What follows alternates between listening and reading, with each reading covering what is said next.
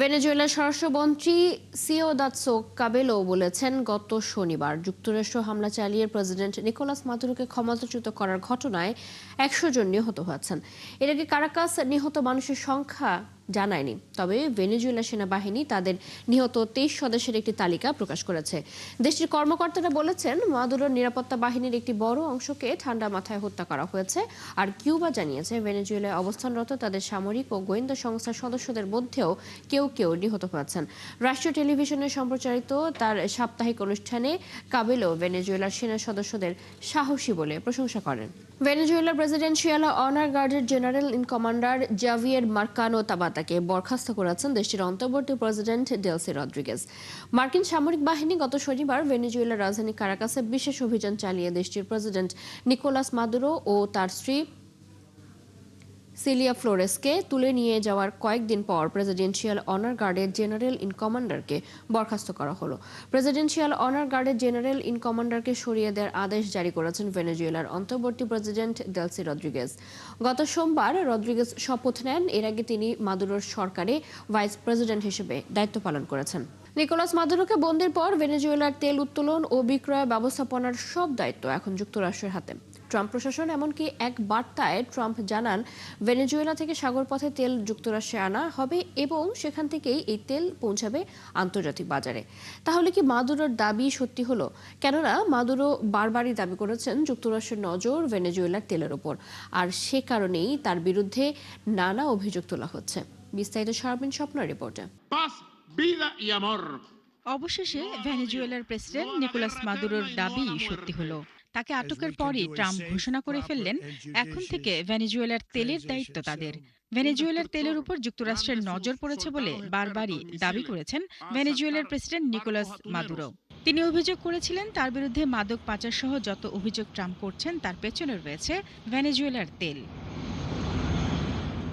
বিশ্বের সবচেয়ে তেল সমৃদ্ধ দেশ ভেনেজুয়েলা। যুক্তরাষ্ট্রের জ্বালানি তথ্য বিষয়ক কর্তৃপক্ষ সংস্থা US energy information administration EIA এর তথ্য অনুসারে ভেনেজুয়েলার খনিগুলোতে মজুত আছে কমপক্ষে ৩০,৩০০ কোটি ব্যারেল অপরিশোধিত তেল।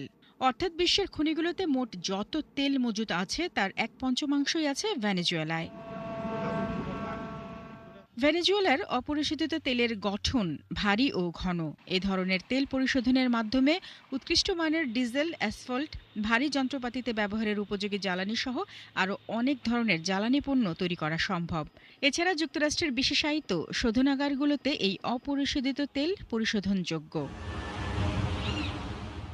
এরই মধ্যে যুক্তরাষ্ট্রের পররাষ্ট্রমন্ত্রী মার্কো রুবিও বলেছেন, ভেনেজুয়েলার তেল উত্তোলন, বিপণন সহ সার্বিক ব্যবস্থাপনা এখন থেকে অনির্দিষ্টকালের জন্য যুক্তরাষ্ট্রের হাতে থাকবে। এছাড়া যুক্তরাষ্ট্র ভেনেজুয়েলার তেল খাতকে ঢেলে সাজানোর উদ্যোগ নিয়েছে বলেও জানান রুবিও। এর আগে ট্রুথ সোশ্যালে পোস্ট করা এক বার্তায় ট্রাম্পও জানান, ভেনেজুয়েলা থেকে সাগর পথে তেল যুক্তরাষ্ট্রে আনা হবে এবং সেখান থেকেই আন্তর্জাতিক বাজারে পৌঁছাবে দেশটির তেল।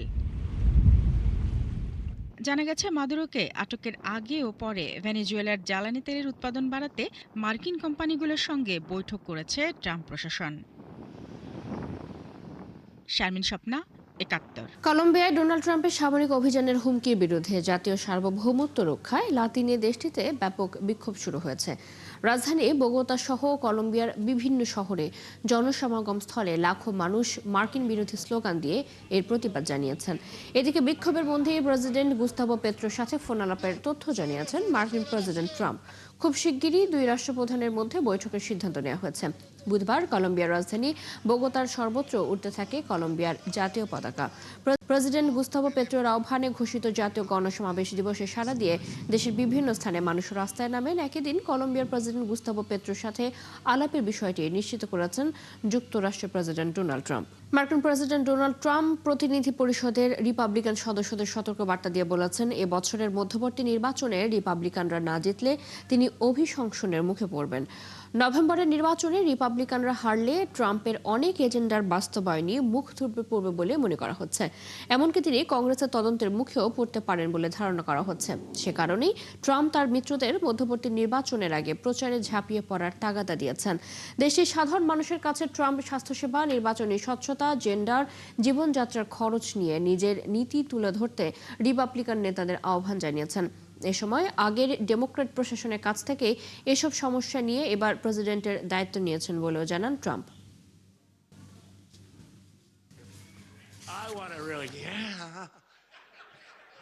But she gets it and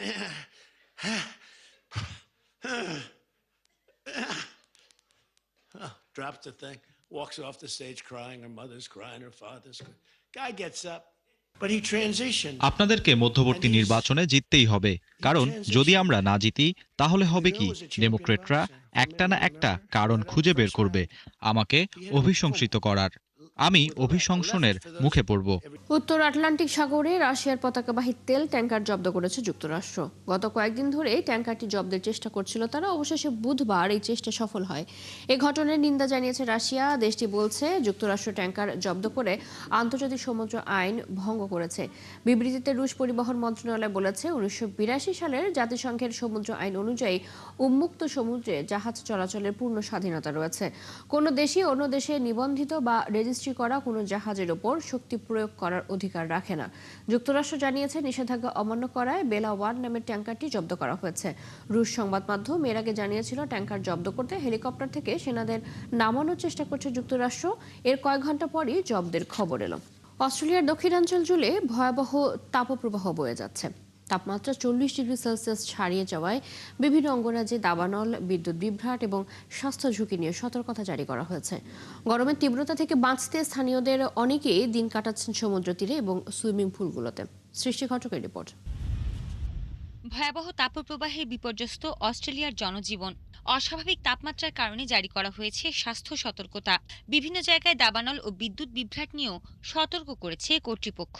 দেশটির দক্ষিণাঞ্চলের বিভিন্ন জায়গায় তাপমাত্রা 45 ডিগ্রি ছাড়িয়ে যাওয়ায় গরমে হাঁসফাঁস করছেন স্থানীয় বাসিন্দারা। অসহনীয় গরম থেকে বাঁচতে সমুদ্র তীরবর্তী এলাকাগুলোতে বেড়েছে সাধারণ মানুষের আনাগোনা। সুইমিং পুলেও সময় কাটাচ্ছেন অনেকেই। সত্যি অনেক গরম পড়েছে, মনে হচ্ছে পুড়েই যাবে শরীর। দরদর করে ঘামছি, সানস্ক্রিন ব্যবহার করে বেরিয়েছি, তাই কিছুটা সহ্য করা যাচ্ছে। এই গরম সহ্য করার মতো না, মানুষ হাঁসফাঁস করছে, তাই পুলে এসে নিজেদের ঠান্ডা করছি।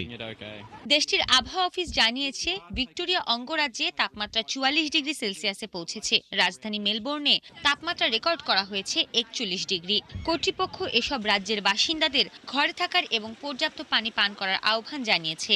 রাজ্য জুড়ে বিভিন্ন এলাকায় দমকল বাহিনী অগ্নিকাণ্ডের সঙ্গে লড়াই করছে। অন্যদিকে দক্ষিণ অস্ট্রেলিয়ার রাজধানী অ্যাডিলেডে তাপমাত্রা 43 ডিগ্রি ছাড়িয়ে গেলে 2000-এর বেশি ঘর বিদ্যুৎ বিচ্ছিন্ন হয়ে পড়ে। এসব অঞ্চলের বাসিন্দাদের আশ্রয়ের জন্য জনসমাগম স্থলগুলোর খোলা থাকার সময়ও বাড়ানো হয়েছে। এদিকে নিউ সাউথ ওয়েলসের রাজধানী সিডনিতে তাপমাত্রা ছিল 31 ডিগ্রি এবং পার্থ শহরে 32 ডিগ্রি সেলসিয়াস। অতিরিক্ত গরমের কারণে মনাটো সাফারি পার্ক সাময়িকভাবে বন্ধ ঘোষণা করা হয়েছে। আবহাওয়াবিদরা জানিয়েছেন গত 6 বছরের মধ্যে এটি সবচেয়ে ভয়াবহ তাপপ্রবাহ। 2019-20 সালে ভয়ঙ্কর ব্ল্যাক সামার দাবানলে 33 জন নিহত হয়েছিলেন এবং দক্ষিণ পূর্ব অস্ট্রেলিয়ার বিস্তীর্ণ অঞ্চল ধ্বংস হয়ে যায় সে সময়। এবারের আবহাওয়া সেই ব্ল্যাক সামারের স্মৃতিকেই ফিরিয়ে আনছে যেন। আবহাওয়া দপ্তর নিউ সাউথ ওয়েলস, ভিক্টোরিয়া, দক্ষিণ অস্ট্রেলিয়া ও তাসমানিয়ার জন্য তীব্র তাপপ্রবাহ সতর্কতা জারি করেছে। পাশাপাশি ভিক্টোরিয়া ও দক্ষিণ অস্ট্রেলিয়ায় দাবানলের ঝুঁকির সতর্কতাও দেওয়া হয়েছে। সৃষ্টি ঘটক, ৭১। জাতিসংঘ সংশ্লিষ্ট সংস্থা সহ ৬৬টি আন্তর্জাতিক সংগঠন থেকে নিজেদের নাম প্রত্যাহারের প্রক্রিয়া শুরু করেছে ট্রাম্প প্রশাসন। এর মধ্যে রয়েছে জাতিসংঘের জনসংখ্যা তহবিল UNFPA এবং আন্তর্জাতিক জলবায়ু আলোচনা পরিচালনাকারী জাতিসংঘের framework convention on climate change UNFCCC। বুধবার এক নির্বাহী আদেশে ৬৬টি আন্তর্জাতিক সংস্থা, এজেন্সি ও কমিশনে যুক্তরাষ্ট্রের সমর্থন স্থগিতের ঘোষণা দিয়েছে মার্কিন প্রেসিডেন্ট ডোনাল্ড ট্রাম্প। ট্রাম্প প্রশাসনের দাবি এই সংস্থাগুলোর অনেকগুলোই অপ্রয়োজনীয়, অব্যবস্থাপনা বা যুক্তরাষ্ট্রের সার্বভৌমত্ব ও স্বার্থের পরিপন্থী। এরই মধ্যে ট্রাম্প প্রশাসন বিশ্ব স্বাস্থ্য সংস্থা WHO, ফিলিস্তিনি শরণার্থীদের জন্য জাতিসংঘের সংস্থা UNRWA, জাতিসংঘ মানবাধিকার পরিষদ এবং ইউনেস্কো সহ একাধিক সংস্থা থেকে বেরিয়ে এসেছে। নতুন সিদ্ধান্তের ফলে জাতিসংঘের বিভিন্ন কর্মসূচি ও কর্মী সংখ্যাও কাটছাঁটের প্রভাব পড়ছে। যুক্তরাষ্ট্রের মিনেসোটায় একটি আবাসিক এলাকায় অভিবাসন কর্মকর্তার গুলিতে এক নারী নিহত হয়েছেন। রাজ্যের সবচেয়ে বড় শহর মিনিয়াপোলিসের পাশে ইমিগ্রেশন অ্যান্ড কাস্টমস এনফোর্সমেন্ট আইসিই এর অভিযান চলছিল। সে সময় বিক্ষোভ শুরু করে এলাকাবাসী, তখনই গুলি চালান কর্মকর্তা। স্থানীয় সময় বুধবারের এই ঘটনায় নিহত নারীর নাম পরিচয় এখনো প্রকাশ করা হয়নি। তবে বিবিসির প্রতিবেদন বলছে ভুক্তভোগীর নারীর বয়স 37 বছর। সামাজিক যোগাযোগ মাধ্যমে এই ঘটনার ভিডিও ফুটেজ ছড়িয়ে পড়েছে। ঘটনার পরপর হোমল্যান্ড সিকিউরিটি বিভাগের মুখপাত্র ভুক্তভোগী নারীর বিরুদ্ধে অভিযোগ তোলেন। তিনি বলেন, এই নারী এজেন্টদের লক্ষ্য করে হামলার চেষ্টা করছিলেন। তবে মিনিয়াপোলিসের মেয়র জ্যাকব ফ্রে এমন দাবি প্রত্যাখ্যান করে সংবাদ সম্মেলনে বলেন, আইসিইর এজেন্টরা বেপরোয়াভাবে ওই নারীকে গুলি করেছেন। তারা শহরে বিশৃঙ্খলা সৃষ্টি করছেন এবং মানুষ হত্যা করছেন। 2025 সালে অবৈধ পথে ইউরোপে পৌঁছানো অভিবাসীদের মধ্যে শীর্ষে আছে বাংলাদেশিরা। জাতিসংঘের শরণার্থী সংস্থা UNHCR এবং ইউরোপীয় সীমান্ত ও উপকূলরক্ষী সংস্থা ফ্রন্টেক্স এই তথ্য জানিয়েছে। ফ্রন্টেক্স জানায়, সীমান্ত নিয়ন্ত্রণ বাড়ানো সত্ত্বেও বাংলাদেশিরা ইউরোপমুখী অবৈধ অভিবাসনে শীর্ষ অবস্থান ধরে রেখেছে। একই সাথে UNHCR এর পরিসংখ্যানে দেখা গেছে, বাংলাদেশিরা ভূমধ্যসাগরীয় বিভিন্ন পথ ব্যবহার করে ইউরোপে পৌঁছানো অভিবাসীদের মধ্যে সবচেয়ে বেশি। বাংলাদেশ ছাড়াও এই তালিকায় রয়েছে এশিয়ার আরেক দেশ আফগানিস্তান এবং আফ্রিকার দেশ মিশর। ইউরোপীয় সংস্থাগুলোর তথ্য বিশ্লেষণে দেখা যায়, বাংলাদেশ থেকে ইউরোপমুখী এই প্রবণতা নতুন নয়। গত কয়েক বছর ধরে বাংলাদেশিরা ভূমধ্যসাগর পাড়ি দিয়ে ইউরোপে পৌঁছানোর তালিকায় শীর্ষে আছে। তবে 2025 সালে এসে এই সংখ্যা আরও বেড়েছে। ইরান তার শত্রুদের ওপর আগাম হামলা চালাতে পারে বলে হুঁশিয়ারি দিয়েছে। দেশটির নবগঠিত ইরানিয়ান ডিফেন্স কাউন্সিল মঙ্গলবার এক বিবৃতিতে সতর্কবার্তা দেয়। ফলে এই অঞ্চলে নতুন করে উত্তেজনা বেড়ে যাওয়ার আশঙ্কা তৈরি হয়েছে। বিবৃতিতে কাউন্সিল জানায়, ইরানের অভ্যন্তরীণ বিষয়ে কোনো ধরনের হস্তক্ষেপ বা দেশটিতে অস্থিরতা তৈরির চেষ্টা করা হলে তার দাঁত ভাঙার জবাব দেওয়া হবে। কাউন্সিল জোর দিয়ে বলেছে, আক্রান্ত হওয়ার পর শুধু পাল্টা জবাব দেওয়ার মধ্যে তারা নিজেদের সীমাবদ্ধ রাখবে না, বরং নিজেদের নিরাপত্তা রক্ষায় যে কোনো দৃশ্যমান হুমকির লক্ষণ বিবেচনা নিয়ে তারা পদক্ষেপ নেবে। কাউন্সিল বলেছে, ইরানের নিরাপত্তা, স্বাধীনতা ও ভৌগোলিক অখণ্ডতা রক্ষার বিষয় তাদের কাছে রেড লাইন বা চূড়ান্ত সীমা, যা কোনোভাবেই অতিক্রম করা যাবে না। এসব বক্তব্য এমন সময় এলো যখন ইতোমধ্যেই অস্থির হয়ে আছে মধ্যপ্রাচ্যের নিরাপত্তা পরিস্থিতি। এখন ইরানের এমন হুঁশিয়ারিতে ইসরায়েলের সাথে দেশটির উত্তেজনা ও আঞ্চলিক অস্থিরতা আরও বাড়তে পারে বলে আশঙ্কা করা হচ্ছে। এই ছিল আজকের আয়োজনে। বিশ্বের আরও নতুন কিছু খবর এবং বিশ্লেষণ নিয়ে আগামীকাল সকাল 9:30টায় আবারও হাজির হবে বিশ্বযোগ। চোখ রাখুন একাত্তরের ফেসবুক পেজে, সাবস্ক্রাইব করুন একাত্তরের ইউটিউব চ্যানেল। একাত্তরের সাথে থাকুন।